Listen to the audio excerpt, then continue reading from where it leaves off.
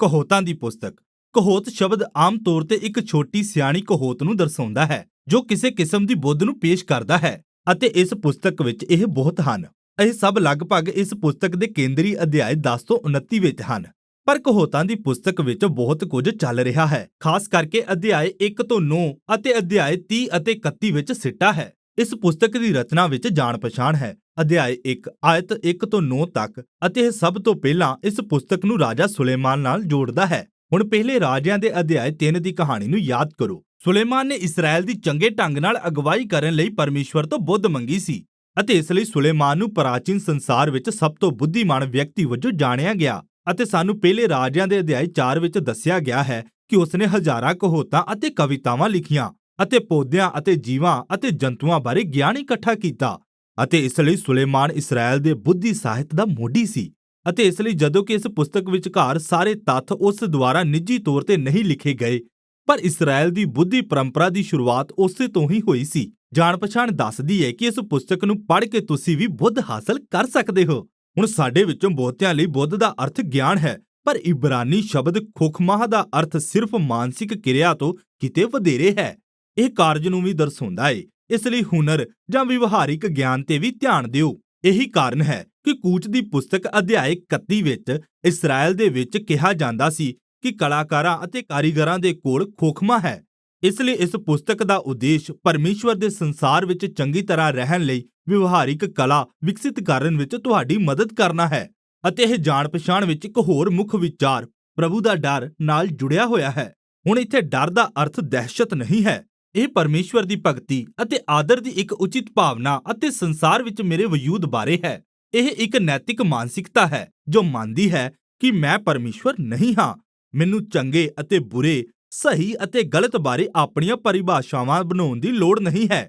ਇਸ ਦੀ ਬਜਾਏ ਮੈਨੂੰ ਪਰਮੇਸ਼ਵਰ ਅੱਗੇ ਆਪਣੇ ਆਪ ਨੂੰ ਹਲੀਮ ਕਰਨ ਅਤੇ ਸਹੀ ਅਤੇ ਗਲਤ ਦੀ ਪਰਮੇਸ਼ਵਰ ਦੀ ਪਰਿਭਾਸ਼ਾ ਨੂੰ ਸਵੀਕਾਰ ਕਰਨ ਦੀ ਜ਼ਰੂਰਤ ਹੈ, ਉਦੋਂ ਵੀ ਜਦੋਂ ਉਹ ਮੇਰੇ ਲਈ ਮੁਸ਼ਕਿਲ ਹੋਵੇ। ਹੁਣ ਇਹ ਜਾਣ ਪਛਾਣ ਸਾਨੂੰ ਪੁਸਤਕ ਦੇ ਪਹਿਲੇ ਮੁੱਖ ਭਾਗ ਵਿੱਚ ਅਧਿਆਇ 1 ਤੋਂ 9 ਵੱਲ ਲੈ ਜਾਂਦੀ ਹੈ, ਜਿਸ ਵਿੱਚ ਇੱਕ ਛੋਟੀ ਪੰਕਤੀ ਦੀਆਂ ਕਹੋਤਾਂ ਵੀ ਸ਼ਾਮਲ ਕੀਤੀਆਂ ਹਨ।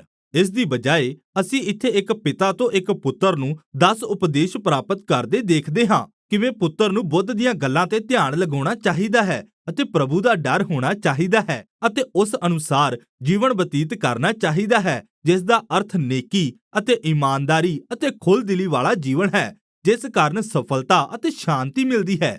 ਪਿਤਾ ਆਪਣੇ ਪੁੱਤਰ ਨੂੰ ਮੂਰਖਤਾ ਅਤੇ ਬੁਰੀਾਈ ਅਤੇ ਗਲਤ ਫੈਸਲਿਆਂ ਬਾਰੇ ਵੀ ਚੇਤਾਵਨੀ ਦਿੰਦਾ ਹੈ, ਜੋ ਸਵਾਰਥ ਅਤੇ ਘੁਮੰਡ ਨੂੰ ਜਨਮ ਦਿੰਦੇ ਹਨ, ਜੋ ਸਭ ਤਬਾਹੀ ਅਤੇ ਸ਼ਰਮਿੰਦਗੀ ਦਾ ਕਾਰਨ ਬਣਦੇ ਹਨ। ਇਸ ਲਈ ਪੁੱਤਰ ਨੂੰ ਬੁੱਧ ਨੂੰ ਪ੍ਰਾਪਤ ਕਰਨ ਦੀ ਕੋਸ਼ਿਸ਼ ਕਰਦੇ ਰਹਿਣਾ ਅਤੇ ਪ੍ਰਭੂ ਦੇ ਡਰ ਨੂੰ ਆਪਣੀ ਜ਼ਿੰਦਗੀ ਦਾ ਸਭ ਤੋਂ ਉੱਚਾ ਟੀਚਾ ਬਣਾਉਣਾ ਚਾਹੀਦਾ ਹੈ। ਸੋਚ ਦਾ ਇਹ ਤਰੀਕਾ ਇਸ ਸਮੁੱਚੀ ਪੁਸਤਕ ਦਾ ਨੈਤਿਕ ਤਰਕ ਬਣਾਉਂਦਾ ਹੈ। ਹੁਣ ਪਿਤਾ ਦੇ ਇਹ ਉਪਦੇਸ਼ ਸਾਨੂੰ ਦੱਸਦੇ ਹਨ ਕਿ ਬਾਈਬਲ ਸੰਬੰਧੀ ਬੁੱਧੀ ਸਾਹਿਤ ਕੀ ਹੈ ਅਤੇ ਇਹ ਬਾਈਬਲ ਦੇ ਹੋਰ ਹਿੱਸਿਆਂ ਨਾਲੋਂ ਕਿਵੇਂ ਵੱਖਰਾ ਹੈ। ਇਹ ਕਿਤਾਬਾਂ ਦੱਸਦੀਆਂ ਹਨ ਕਿ ਪਰਮੇਸ਼ਵਰ ਦੀ ਦੁਨੀਆ ਵਿੱਚ ਚੰਗੀ ਤਰ੍ਹਾਂ ਕਿਵੇਂ ਰਹਿਣਾ ਹੈ, ਪਰ ਬੁੱਧ ਸ਼ਰ੍ਹਾ ਵਾਂਗ ਨਹੀਂ ਹੈ, ਜਿਵੇਂ ਮੂਸਾ ਨੇ ਸਨਈ ਪਹਾੜ ਉੱਤੇ ਇਸਰਾਇਲ ਨੂੰ ਦਿੱਤੀ ਸੀ। ਅਤੇ ਇਹ ਭਵਿੱਖਬਾਣੀ ਦੀ ਤਰ੍ਹਾਂ ਨਹੀਂ ਹੈ ਜੋ ਪਰਮੇਸ਼ਵਰ ਦੇ ਲੋਕਾਂ ਲਈ ਈਸ਼ਵਰੀ ਸੰਦੇਸ਼ ਹੈ। ਇਸ ਦੀ ਬਜਾਏ ਬੁੱਧੀ ਦੇ ਸਾਹਿਤ ਨੇ ਪੀੜ੍ਹੀਆਂ ਤੋਂ ਪਰਮੇਸ਼ਵਰ ਦੇ ਲੋਕਾਂ ਨੂੰ ਗਿਆਨ ਦਿੱਤਾ ਹੈ ਕਿ ਅਜਿਹਾ ਜੀਵਨ ਕਿਵੇਂ ਬਤੀਤ ਕੀਤਾ ਜਾਵੇ ਜੋ ਪਰਮੇਸ਼ਵਰ ਅਤੇ ਦੂਜਿਆਂ ਨੂੰ ਆਦਰ ਦੇਵੇ।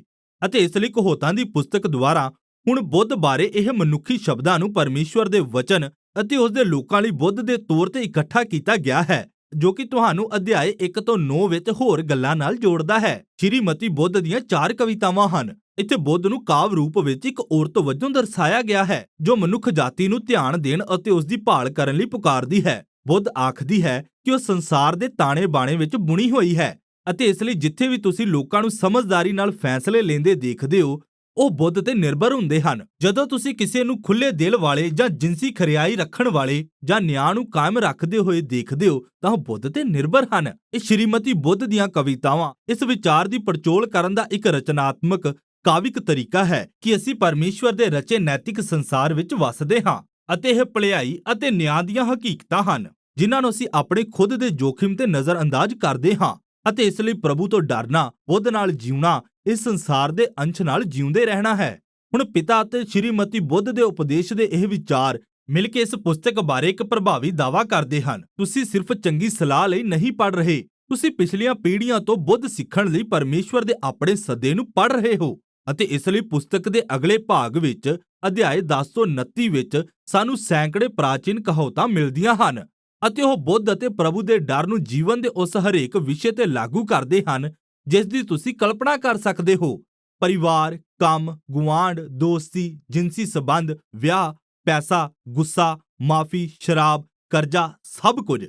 ਅਤੇ ਇਹ ਸਾਰੇ ਕਹਾਵਤਾਂ 1 ਤੋਂ 9 ਦੇ ਮੁੱਲ ਪ੍ਰਣਾਲੀ ਦੁਆਰਾ ਸਾਫ਼ ਕਰਕੇ ਪੇਸ਼ ਕੀਤਾ ਗਿਆ ਹੈ। ਹੁਣ ਇਹ ਕਹਾਵਤਾਂ ਬਹੁਤ ਛੋਟੀਆਂ ਹਨ, ਉਹਨਾਂ ਨੂੰ ਯਾਦ ਕਰਨਾ ਆਸਾਨ ਹੈ ਅਤੇ ਅਸਲ ਵਿੱਚ ਪੁਸਤਕ ਦਾ ਇਹ ਭਾਗ ਇੱਕ ਹਵਾਲਾ ਦਿੰਦਾ ਹੈ ਜਿਸ ਨੂੰ ਤੁਸੀਂ ਵਾਰ-ਵਾਰ ਅਤੇ ਸਮੇਂ-ਸਮੇਂ ਤੇ ਵਾਪਿਸ ਆ ਕੇ ਵੇਖਦੇ ਹੋ, ਜੋ ਕਿ ਕੁਝ ਮਹੱਤਵਪੂਰਨ ਮੁੱਦਿਆਂ ਨੂੰ ਉਠਾਉਂਦਾ ਹੈ ਕਿ ਇਹਨਾਂ ਕਹਾਵਤਾਂ ਨੂੰ ਕਿਵੇਂ ਪੜ੍ਹਿਆ ਜਾਵੇ। ਸਭ ਤੋਂ ਪਹਿਲਾਂ ਕਹਾਵਤਾਂ ਸੁਭਾਵਿਕ ਤੌਰ ਤੇ ਸੰਭਾਵਨਾਵਾਂ ਬਾਰੇ ਹਨ। ਜੇ ਤੁਸੀਂ ਪ੍ਰਭੂ ਤੋਂ ਡਰਦੇ ਹੋ ਅਤੇ ਤੁਸੀਂ ਬੁੱਧੀਮਾਨ ਠਹਿਰਦੇ ਹੋ, ਚੰਗੀਆਂ ਚੋਣਾਂ ਕਰਦੇ ਹੋ ਅਤੇ ਤੁਹਾਡੇ ਲਈ ਸਭ ਚੀਜ਼ਾਂ ਚੰਗੀਆਂ ਹੋਣਗੀਆਂ, ਅਤੇ ਜੇਕਰ ਤੁਸੀਂ ਪ੍ਰਭੂ ਤੋਂ ਨਹੀਂ ਡਰਦੇ ਅਤੇ ਤੁਸੀਂ ਮੂਰਖ ਹੋ ਤਾਂ ਤੁਹਾਡੀ ਜ਼ਿੰਦਗੀ ਇੰਨੀ ਵਧੀਆ ਨਹੀਂ ਲੰਘੇਗੀ। ਹੁਣ ਇਹ ਸਭ ਕੁਝ ਅਕਸਰ ਸੱਚ ਹੁੰਦਾ ਹੈ ਪਰ ਹਮੇਸ਼ਾ ਨਹੀਂ, ਜੋ ਸਾਨੂੰ ਅਗਲੀ ਗੱਲ ਵੱਲ ਲੈ ਜਾਂਦਾ ਹੈ ਕਿ ਕਹਾਵਤਾਂ ਵਾਅਦੇ ਨਹੀਂ ਹਨ, ਉਹ ਸਫਲਤਾ ਲਈ ਸੂਤਰ ਨਹੀਂ ਹਨ।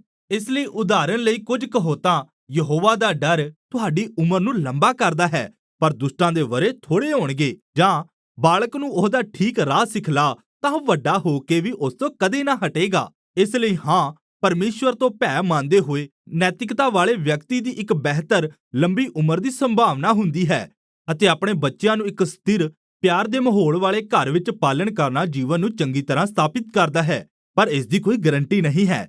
ਸਾਡੇ ਸੰਸਾਰ ਵਿੱਚ ਬਹੁਤ ਸਾਰੀਆਂ ਚੀਜ਼ਾਂ ਗਲਤ ਹੋ ਸਕਦੀਆਂ ਹਨ ਅਤੇ ਅਕਸਰ ਅਜਿਹਾ ਹੁੰਦਾ ਹੈ, ਅਤੇ ਇਸ ਲਈ ਆਖਿਰ ਵਿੱਚ ਕਹਾਵਤਾਂ ਸੁਭਾਵਿਕ ਤੌਰ ਤੇ ਆਮ ਨਿਯਮ ਤੇ ਧਿਆਨ ਕੇਂਦਰਿਤ ਕਰਦੀਆਂ ਹਨ ਪਰ ਅਪਵਾਦਾਂ ਤੇ ਨਹੀਂ, ਜੋ ਕਿ ਬਹੁਤ ਸਾਰੇ ਹਨ, ਅਤੇ ਬੁੱਧ ਦੀਆਂ ਪੁਸਤਕਾਂ ਅਸਲ ਵਿੱਚ ਇਸ ਤੋਂ ਅਣਜਾਣ ਨਹੀਂ ਹਨ। ਅਪਵਾਦ ਦੇ ਬਾਰੇ ਗੱਲ ਕਰੀਏ ਤਾਂ ਹੋਰ ਬੁੱਧ ਦੀਆਂ ਪੁਸਤਕਾਂ ਅਯੂਬ ਅਤੇ ਉਪਦੇਸ਼ਕ ਇਸ ਬਾਰੇ ਹੀ ਹਨ ਅਤੇ ਇਹਨਾਂ ਦਾ ਮੰਨਣਾ ਹੈ ਕਿ ਜੀਵਨ ਸਧਾਰਨ ਸੂਤਰ ਲਈ ਬਹੁਤ ਗੁੰਝਲਦਾਰ ਹੈ। ਇਸ ਲਈ ਸਾਨੂੰ ਵੱਡੀ ਤਸਵੀਰ ਪ੍ਰਾਪਤ ਕਰਨ ਲਈ ਸਾਰੀਆਂ ਬੁੱਧ ਦੀਆਂ ਪੁਸਤਕਾਂ ਨੂੰ ਇਕੱਠਿਆਂ ਕਰਨ ਦੀ ਲੋੜ ਹੈ। ਇਹ ਸਭ ਗੱਲਾਂ ਪੁਸਤਕ ਦੇ ਅੰਤਿਮ ਭਾਗ ਕਵਿਤਾਵਾਂ ਦੇ 2 ਵੱਡੇ ਸੰਗ੍ਰਹਿ ਵੱਲ ਲੈ ਜਾਂਦੀਆਂ ਹਨ। ਸਭ ਤੋਂ ਪਹਿਲਾਂ ਅਗੂਰ ਨਾਂ ਦੇ ਆਦਮੀ ਦੀਆਂ ਕਵਿਤਾਵਾਂ ਹਨ ਜੋ ਆਪਣੀ ਅਗਿਆਨਤਾ ਅਤੇ ਮੂਰਖਤਾ ਤੇ ਪਰਮੇਸ਼ਵਰ ਤੋਂ ਬੁੱਧ ਪ੍ਰਾਪਤ ਕਰਨ ਲਈ ਜ਼ਰੂਰਤ ਨੂੰ ਸਵੀਕਾਰ ਕਰਕੇ ਸ਼ੁਰੂ ਕਰਦਾ ਹੈ, ਅਤੇ ਫਿਰ ਅਗੂਰ ਨੂੰ ਪਤਾ ਲੱਗਦਾ ਹੈ ਕਿ ਧਰਮ ਸ਼ਾਸਤਰ ਵਿੱਚ ਉਸ ਨੂੰ ਈਸ਼ਵਰੀ ਗਿਆਨ ਦਿੱਤਾ ਗਿਆ ਹੈ ਜੋ ਉਸ ਨੂੰ ਚੰਗੀ ਤਰ੍ਹਾਂ ਜਿਉਣਾ ਸਿਖਾਉਂਦਾ ਹੈ। ਇਸ ਲਈ ਅਗੂਰ ਨੂੰ ਕਹਾਵਤਾਂ ਦੀ ਪੁਸਤਕ ਵਿੱਚ ਇੱਕ ਆਦਰਸ਼ ਪਾਠਕ ਦੇ ਰੂਪ ਵਿੱਚ ਸਾਡੇ ਸਾਹਮਣੇ ਰੱਖਿਆ ਗਿਆ ਹੈ। ਕੋਈ ਵਿਅਕਤੀ ਜੋ ਪਵਿੱਤਰ ਸ਼ਾਸਤਰ ਦੁਆਰਾ ਪਰਮੇਸ਼ਵਰ ਦੀ ਬੁੱਧ ਨੂੰ ਸੁਣਨ ਲਈ ਹਮੇਸ਼ਾ ਤਿਆਰ ਰਹਿੰਦਾ ਹੈ। ਅੰਤਿਮ ਕਵਿਤਾਵਾਂ ਲਮੂਏਲ ਨਾਂ ਦੇ ਆਦਮੀ ਨਾਲ ਜੁੜੀਆਂ ਹੋਈਆਂ ਹਨ। ਉਹ ਇੱਕ ਗੈਰ ਇਸਰਾਏਲੀ ਰਾਜਾ ਸੀ ਅਤੇ ਉਹ ਉਸ ਬੁੱਧ ਨੂੰ ਅੱਗੇ ਦਿੰਦਾ ਹੈ ਜੋ ਉਸ ਨੂੰ ਉਸ ਦੀ ਮਾਂ ਦੁਆਰਾ ਦਿੱਤੀ ਗਈ ਸੀ। ਇਹ ਇੱਕ ਬੁੱਧਵਾਨ ਅਤੇ ਸੱਚਾ ਆਗੂ ਬਣਨ ਲਈ ਮਾਰਗਦਰਸ਼ਨ ਹੈ। ਅਤੇ ਫਿਰ ਅੰਤਿਮ ਕਵਿਤਾ ਇੱਕ ਅੱਖਰਬੱਧ ਜਾਂ ਇੱਕ ਵਰਣਮਾਲਾ ਕਵਿਤਾ ਹੈ ਜਿੱਥੇ ਹਰ ਪੰਕਤੀ ਇਬਰਾਨੀ ਵਰਣਮਾਲਾ ਦੇ ਇੱਕ ਨਵੇਂ ਅੱਖਰ ਨਾਲ ਸ਼ੁਰੂ ਹੁੰਦੀ ਹੈ, ਅਤੇ ਸਾਰੀ ਕਵਿਤਾ ਪਤਵੰਤ ਚਰਿੱਤਰ ਵਾਲੀ ਔਰਤ ਬਾਰੇ ਹੈ। ਇਹ ਇੱਕ ਅਜਿਹੀ ਔਰਤ ਹੈ ਜੋ ਕਹਾਵਤਾਂ ਦੀ ਬੁੱਧ ਦੇ ਅਨੁਸਾਰ ਚੱਲਦੀ ਹੈ ਅਤੇ ਉਹ ਇੱਕ ਅਜਿਹੇ ਵਿਅਕਤੀ ਦੇ ਨਮੂਨੇ ਵਜੋਂ ਖੜੀ ਹੈ ਜੋ ਪਰਮੇਸ਼ਵਰ ਦੀ ਬੁੱਧ ਨੂੰ ਮੰਨਦਾ ਹੈ ਅਤੇ ਫਿਰ ਕੰਮ ਤੇ ਜਾਂ ਘਰ ਵਿੱਚ, ਆਪਣੇ ਪਰਿਵਾਰ ਵਿੱਚ ਜਾਂ ਆਪਣੇ ਸਮਾਜ ਵਿੱਚ, ਰੋਜ਼ਾਨਾ ਜੀਵਨ ਵਿੱਚ, ਵਿਵਹਾਰਿਕ ਫੈਸਲਿਆਂ ਵਿੱਚ ਇਸ ਨੂੰ ਵਿਹਾਰ ਵਿੱਚ ਲਿਆਉਂਦਾ ਹੈ।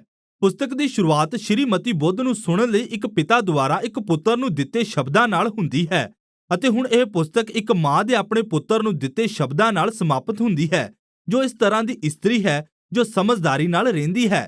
ਕਹਾਵਤਾਂ ਦੀ ਪੁਸਤਕ ਜ਼ਿੰਦਗੀ ਦੇ ਹਰੇਕ ਪੜਾਅ ਦੇ ਲਈ ਅਤੇ ਹਰੇਕ ਵਿਅਕਤੀ ਦੇ ਲਈ ਹੈ। ਇਹ ਪਰਮੇਸ਼ਵਰ ਦੇ ਚੰਗੇ ਸੰਸਾਰ ਵਿੱਚ ਸਮਝਦਾਰੀ ਨਾਲ ਅਤੇ ਚੰਗੀ ਤਰ੍ਹਾਂ ਜੀਉਣ ਲਈ ਇੱਕ ਮਾਰਗਦਰਸ਼ਕ ਹੈ, ਅਤੇ ਕਹਾਵਤਾਂ ਦੀ ਪੁਸਤਕ ਇਹੀ ਸਭ ਦੇ ਬਾਰੇ ਹੈ।